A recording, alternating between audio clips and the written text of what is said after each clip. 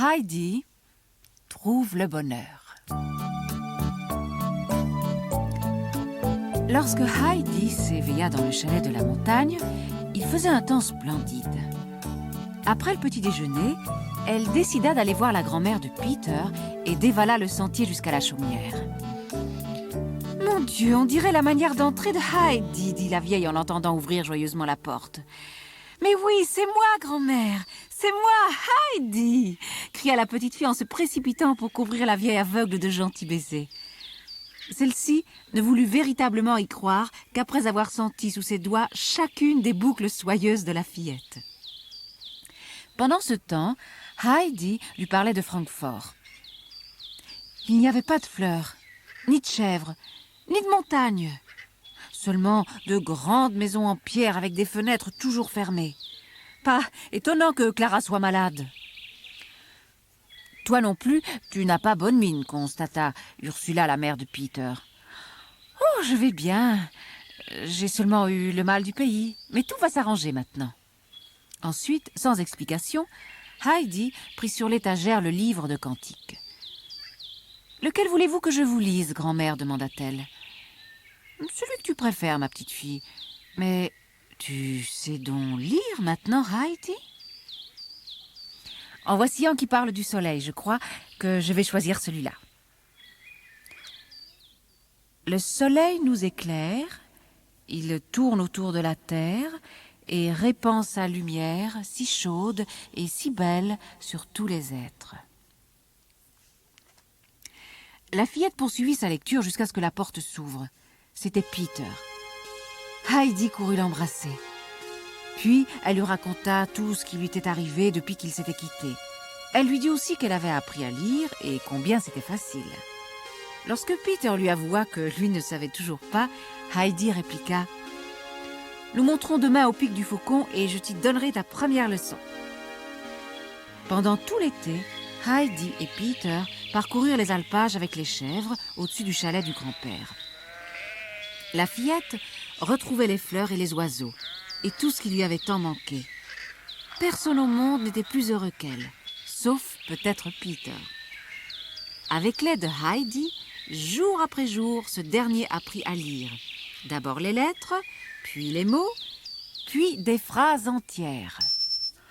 Un jour, Heidi vit monter du village un groupe d'étrangers. « Les voilà! Ils sont enfin venus! Regarde, grand-père !» s'écria-t-elle. Le cortège progressait lentement sur le sentier. En avant, 2 hommes soutenaient une sorte de chaise à porteur dans laquelle était assise une jeune fille.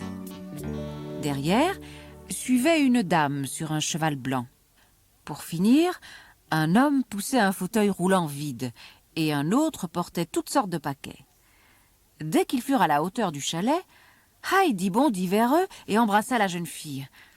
C'était Clara, son amie de Francfort, et la dame à cheval était sa grand-mère.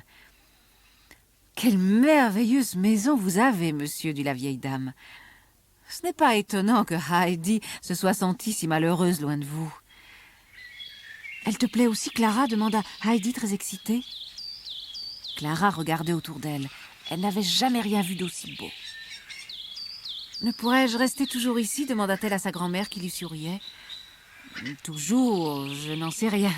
Mais si le grand-père de Heidi le veut bien, tu peux y demeurer quelque temps. »« Oh, s'il te plaît, grand-père, dis oui » supplia Heidi. « Bien sûr, Clara » acquiesça le vieil homme. « Nous en serons tous très heureux. » Il fut décidé que la grand-mère de Clara viendrait la rechercher 1 mois plus tard. Ce soir-là, quand tomba la nuit, le grand-père porta Clara dans ses bras jusqu'au fenil qui servait de chambre à Heidi. « J'ai l'impression de rêver, » dit Clara. « Heidi m'avait tout décrit, ce grenier et la lucarne. Mais je n'aurais jamais pensé que j'y dormirais moi-même un jour. Tout est comme tu me l'avais dit, Heidi, mais 2 fois plus beau. Demain, je ferai la connaissance de Peter et de sa grand-mère, ainsi que des chèvres, comme je suis heureuse. » Mais Peter, lui, n'était pas content du tout.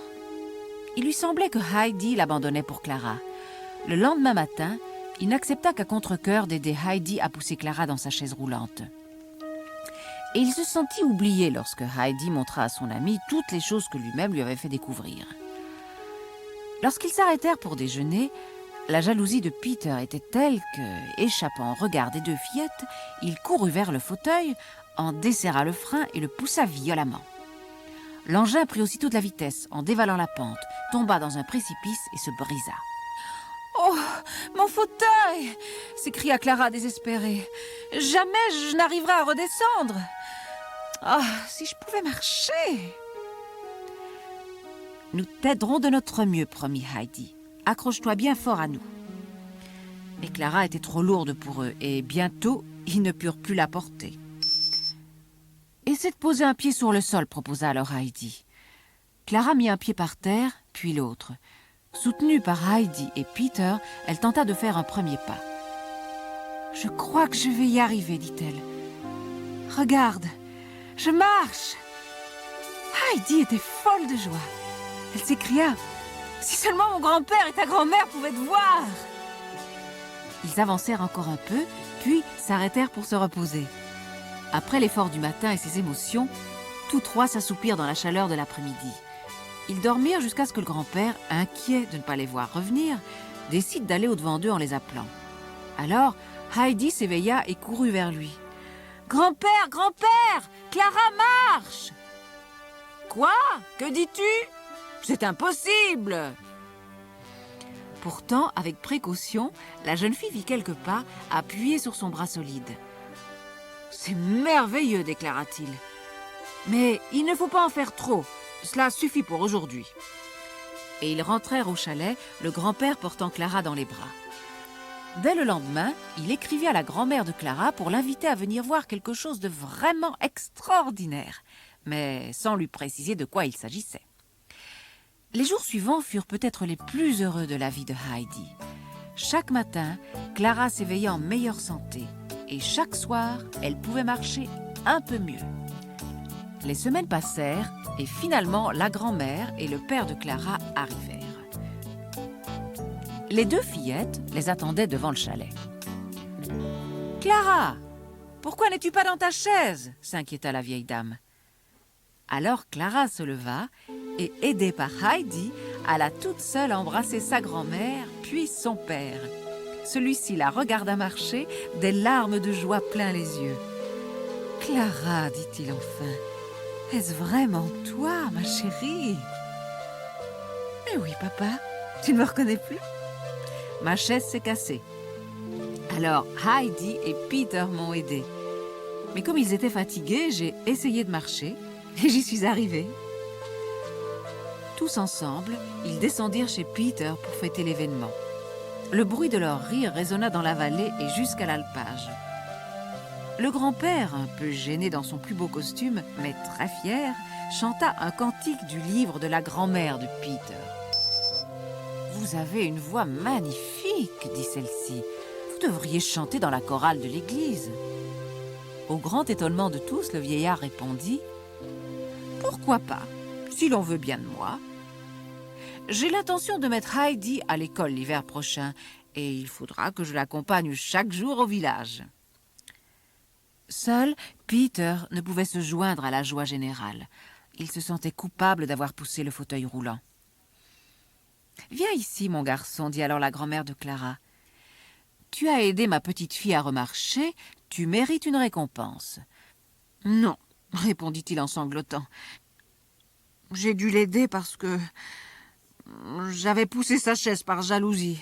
J'ai tellement honte. »« Tu as raison, petit. Tu n'aurais pas dû faire cela, dit la vieille dame. Mais c'est ce qui a incité Clara à marcher. Tu n'as donc plus à avoir de remords ni à être triste. » Bientôt, trop tôt, il fut temps de se séparer. Le père et la grand-mère de Clara décidèrent que celle-ci devait repartir avec eux. Les deux fillettes pleurèrent beaucoup, mais on leur promit que dès que l'été reviendrait, Clara passerait les vacances au chalet et retrouverait ses amis de l'alpage. La veste volante. Le professeur Popov vivait avec sa femme dans une belle maison jaune au bord de la mer. il passait ses journées à enseigner, à jardiner et à pêcher. Et il était généralement très heureux. Deux choses pourtant le désespéraient. Acheter de nouveaux vêtements et prendre le train pour se rendre à ses congrès de savants. Par un beau matin d'été, le professeur bêchait son jardin quand il entendit dans son dos un craquement sinistre. « Malheur !» murmura-t-il. « J'ai bien l'impression que j'ai abîmé ma veste. » Il ne s'était pas trompé. Sa vieille veste usée venait de se déchirer de haut en bas. Il ne pouvait plus la porter qu'en mettant le devant derrière. Mais le professeur Popov craignit de paraître un peu bête ainsi attifé. « Quel ennui !» soupira-t-il. « Il va falloir que je m'achète une nouvelle veste. » Et il courut chez le tailleur du village. Or, des petits lutins malicieux venaient justement d'entrer dans la boutique. Pour s'amuser, ils avaient jeté un sort à la veste exposée dans la vitrine. Ils en avaient fait une veste volante. Celui qui la porterait et émettrait le souhait de se trouver en un autre endroit se verrait aussitôt emporté dans les airs. Naturellement, le professeur Popov n'en savait absolument rien. Lorsqu'il vit cette veste dans la vitrine, il décida de l'acheter parce qu'il aimait ses carreaux verts et bruns. Il entra donc dans la boutique pour l'essayer. « Elle vous va à la perfection !» lui dit aimablement le tailleur en l'aidant à l'enfiler. Le professeur Popov était ravi. « Inutile de l'emballer, dit-il. Je la garde sur moi pour faire une bonne surprise à ma femme. Il y a des mois qu'elle me reprochait ma vieille veste. » Le professeur paya et sortit, très fier de lui. Il se réjouissait à l'idée de montrer son achat, mais il pensa qu'il pourrait d'abord aller pêcher un poisson pour le déjeuner. Il se dirigea donc vers le port et, un instant plus tard, il se trouvait en mer dans sa barque. « Quelle magnifique journée !» se dit-il en regardant le beau ciel bleu. Avec un soupir d'aise, il prépara sa canne à pêche et lança sa ligne. Mais le temps passa sans que rien ne morde. Bientôt, le vent se leva. De gros nuages gris apparurent à l'horizon. « Quel dommage !» pensa le professeur. « Non seulement je n'ai pris aucun poisson, mais je vais mouiller ma veste neuve. Ah, que je voudrais être dans mon jardin !» Aussitôt, la magie des lutins opéra. La veste volante s'éleva dans les airs et le professeur avec elle. « Misère ! Qu'est-ce qui m'arrive ?» s'écria-t-il. « Je vole vers la ville. Voici le port et l'université, et me voilà au-dessus de chez moi. » À ce moment, la veste se mit à perdre tout doucement de l'altitude. « Incroyable! Je suis dans mon jardin, ça alors! Cette veste est sûrement magique !» Le professeur, très excité, entra vite voir sa femme. « Regarde cette veste !» lui dit-il. « Elle est très jolie, mon chéri. Mais bien trop belle pour jardiner. »« Aucune importance, reprit le professeur agacé. Attends, je souhaite être dans le jardin. » Aussitôt, il s'éleva vers le plafond, passa par la fenêtre et se retrouva dehors, parmi les plates-bandes. Madame Popov, quant à elle, n'avait jamais été aussi étonnée de sa vie. « C'est une veste magique !» lui cria le professeur. « Une veste volante !»« Incroyable !» lui répondit Madame Popov en sautant sur place. « Mais j'y pense, tu vas pouvoir te rendre à tes congrès en volant, au lieu de faire les trajets dans ces trains que tu détestes tant. » Le professeur parut sceptique. « Je ne sais pas si c'est une veste longue distance. » « Eh bien, nous verrons. Il va d'abord falloir que tu t'entraînes sérieusement. » Et le professeur passa le reste de la journée à volter du salon au jardin par la fenêtre. À la fin de l'été, il volait comme un oiseau. Enfin, le grand jour arriva. Il était convié à un congrès à Paris. Au lieu de s'y rendre par le train, il prit son sac à dos et se dirigea joyeusement vers le jardin. Il salua sa femme. « Au revoir, à très bientôt !» Puis, il aspira une grande bouffée d'air et dit « Je voudrais être à Paris !» Et il s'éleva dans les airs. « Voilà comment il faut voyager !» pensait-il tout content en survolant champs et villages. Mais bientôt, il se sentit affamé par le grand air. Il commença à fouiller dans son sac, mais sa femme ne lui avait rien donné à manger. À ce moment, la veste volante l'entraîna brusquement vers le bas, tandis qu'un monstre argenté rugissait au-dessus de lui. « Ciel !»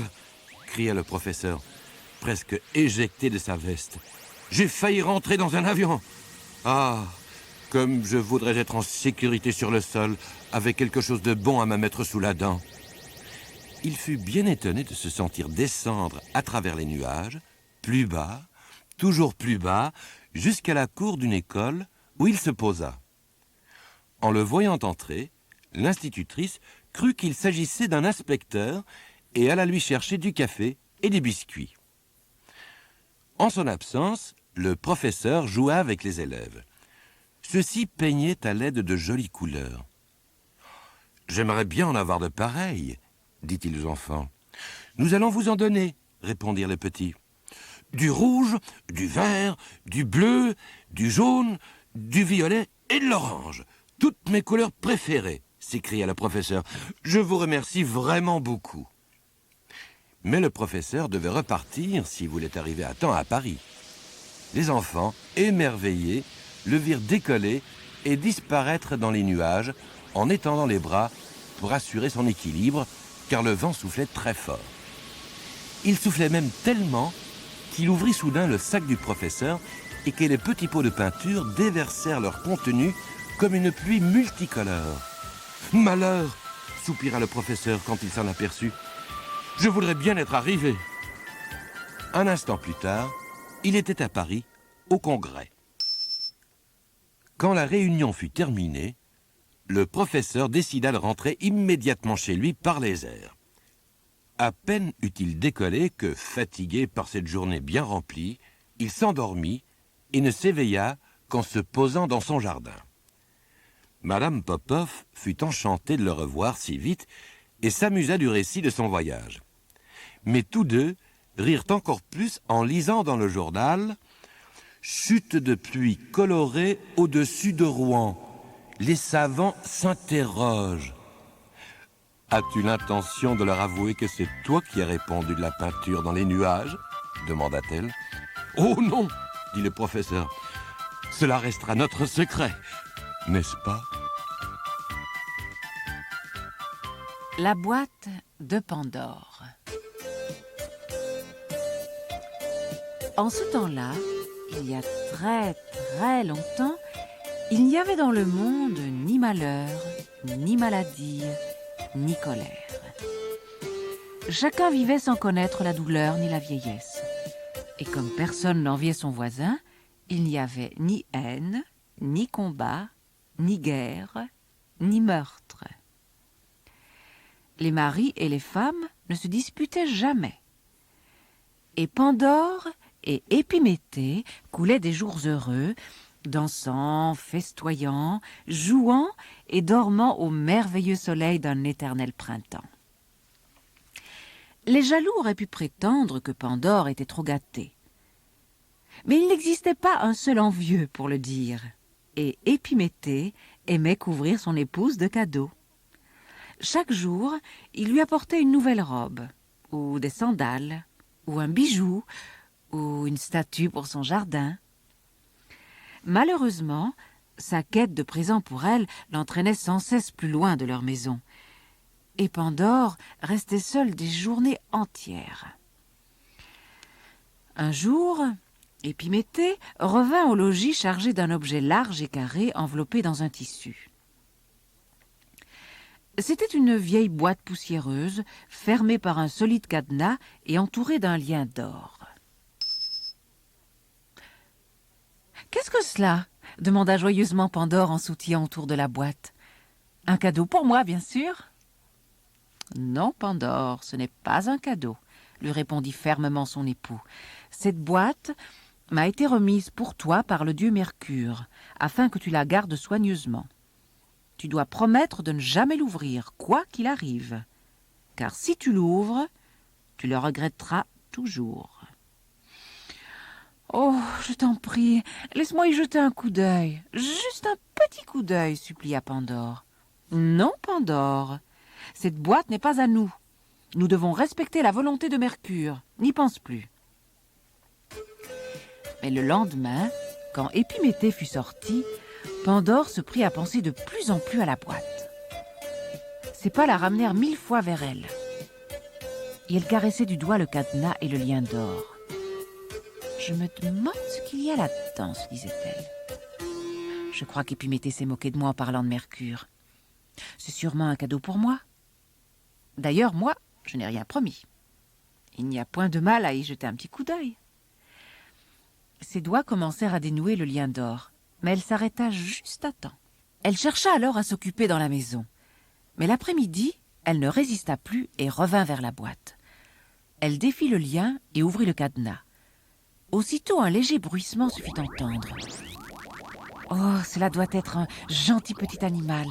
Je ne vais pas le laisser enfermer. » Et Pandore ouvrit le couvercle. Mais à l'intérieur de la boîte, il n'y avait qu'une jarre, scellée de cire et couverte de poussière. Des sons en sortaient de plus en plus forts. « Si je l'ouvre, pensa Pandore, Épiméthée le verra. » Elle referma donc la boîte et de nouveau tenta de l'oublier. Mais il lui tardait vraiment trop de savoir ce qu'elle renfermait. Soudain, comme dans un rêve, elle se retrouva devant la boîte ouverte, essuyant doucement la poussière de la jarre mystérieuse. « Pandore, Pandore, s'il te plaît, laisse-nous sortir !» pleurnicha un chœur de petites voix venant de l'intérieur. « Mais je ne peux pas, il ne faut pas. Mon mari m'a dit que... » « Épiméthée n'en saura rien. Fais-nous sortir. Le monde n'est pas complet sans nous. » Alors, Pandore ne résista plus et elle brisa vivement la cire. Le bouchon sauta, poussé hors du col par un horrible frelon noir. Son dard luisait de venin et son bourdonnement éplait le mot « mort ». Un autre insecte aux ailes épaisses le suivit, les yeux fixes, murmurant le mot « peur ». Puis, une punaise couverte de cloques rampa hors de la jarre. Sa traînée de bave écrivit sur le sol le mot « maladie ». Un moustique couleur de glace sortit à son tour, vola dehors et flétrit les plantes du jardin. Partout où il se posait, des épines, des mauvaises herbes, des taches noires et des chenilles remplaçaient les fleurs. Son gémissement semblait dire « faim ». Pandore, affolée, essayait de replacer le bouchon, mais un hanneton surgit de la jarre et la piqua en criant. « Trop tard maintenant pour nous arrêter, femme insensée. Nous sommes les malheurs que le monde n'avait jamais connus, un présent des dieux jaloux de votre bonheur. Moi, je suis la vieillesse !» Et Pandore vit sur son bras les taches sombres de l'âge. Dans le miroir de bronze, elle aperçut un visage ridé, des cheveux gris. Le vent glacé de l'hiver s'échappa alors de la jarre et souffla sur elle jusqu'à ce qu'elle frissonne de froid. Dans un effort désespéré, Pandore remit le bouchon à sa place et referma vivement le couvercle de la boîte. Mais l'ennui, la colère et la jalousie l'avaient devancé. Ils volèrent au dehors et se posèrent sur la tête d'Épiméthée qui rentrait justement chez lui. Celui-ci comprit aussitôt. Il traîna sa femme par les pieds et la battit furieusement. « Vilaine femme, désobéissante, stupide, égoïste !» hurlait-il dans sa colère. « Je t'avais bien dit de ne pas ouvrir cette boîte. Pourquoi n'as-tu pas obéi ?» Et Pandore, qui n'avait jamais connu ni même imaginé une telle méchanceté, sentit les larmes jaillir de ses yeux pour la première fois. Le chagrin, lui aussi, s'était échappé de la boîte. De l'extérieur parvenait l'écho de combats, de cris de terreur.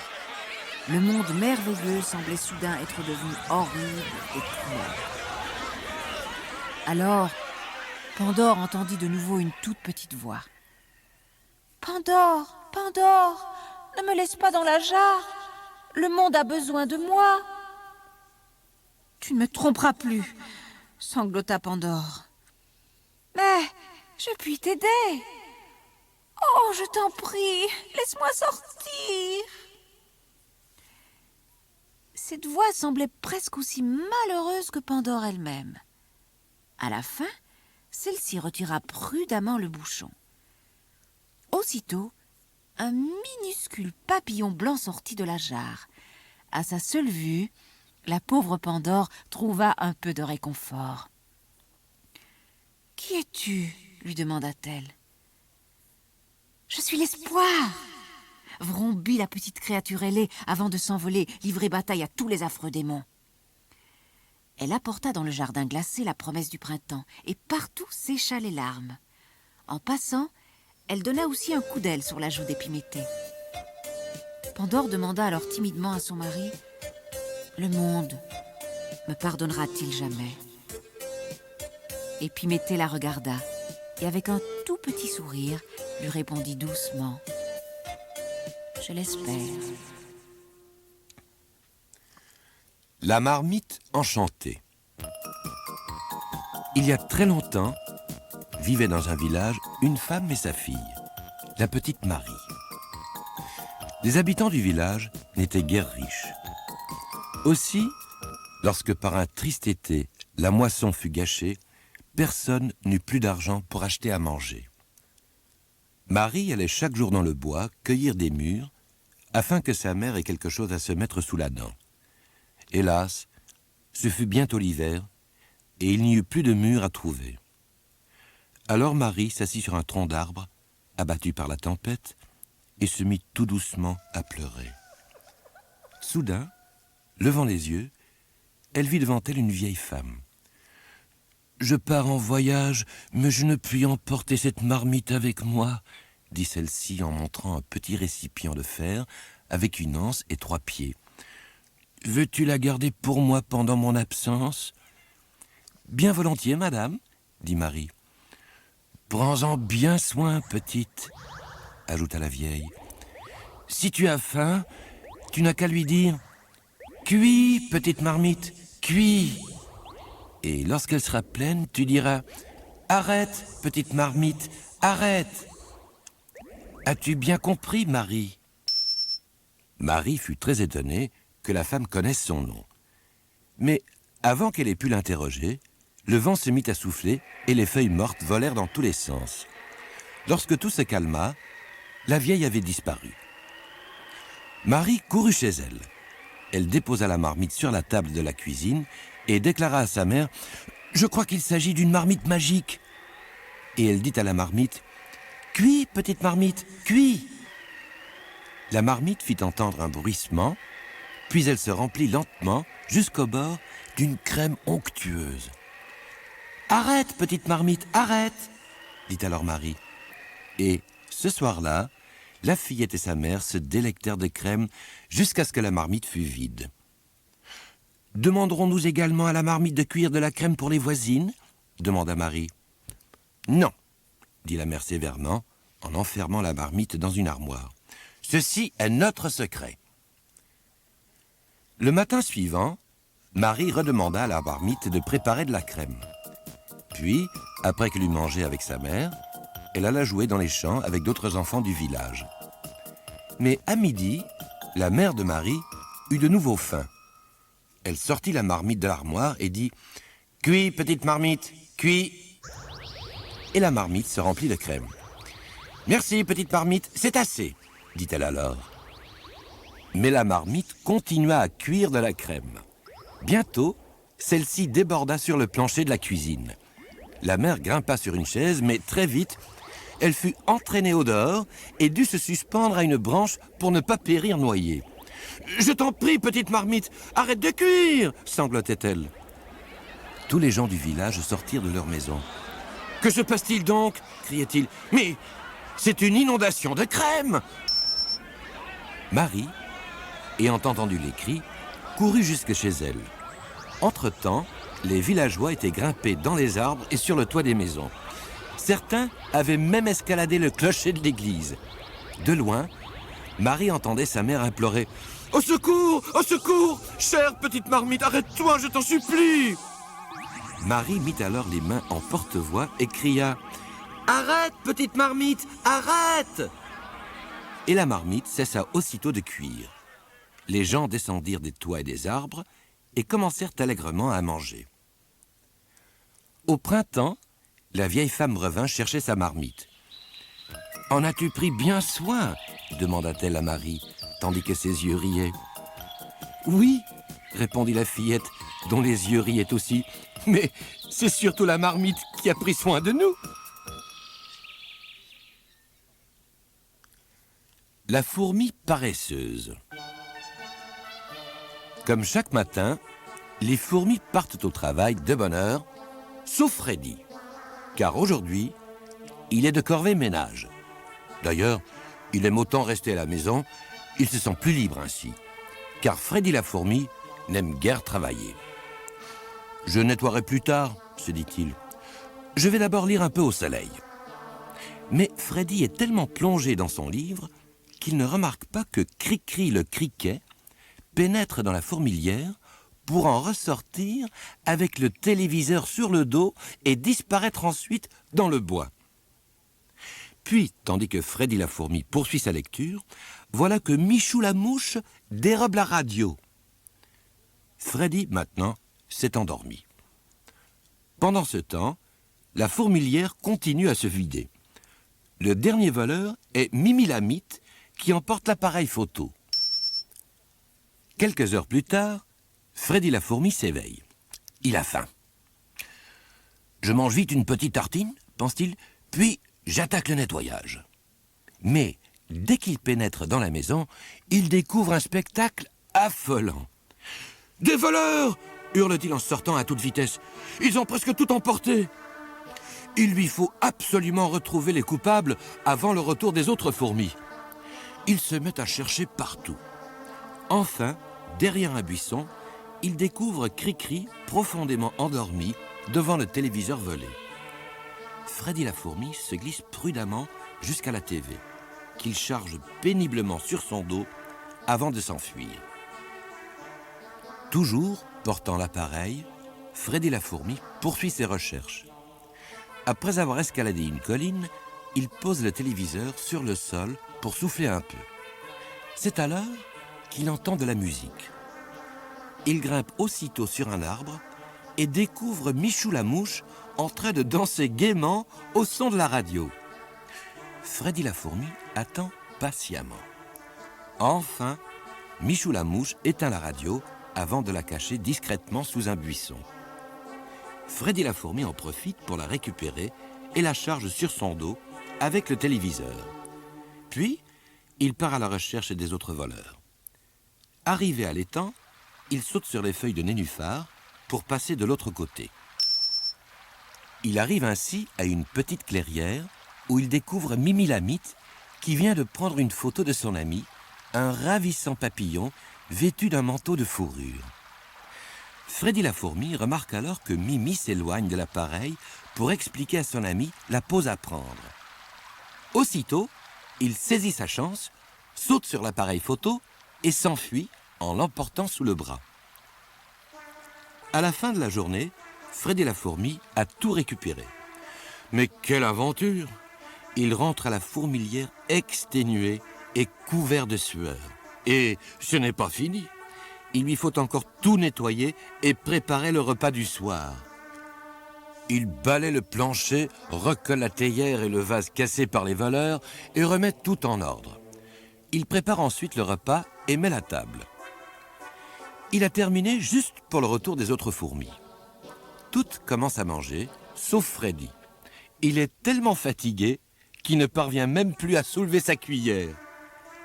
Toutes les fourmis se mettent ensuite sur leur 31 pour se rendre à la fête des grillons. Mais Freddy, lui, se couche sans attendre en se disant que plus jamais il ne sera paresseux.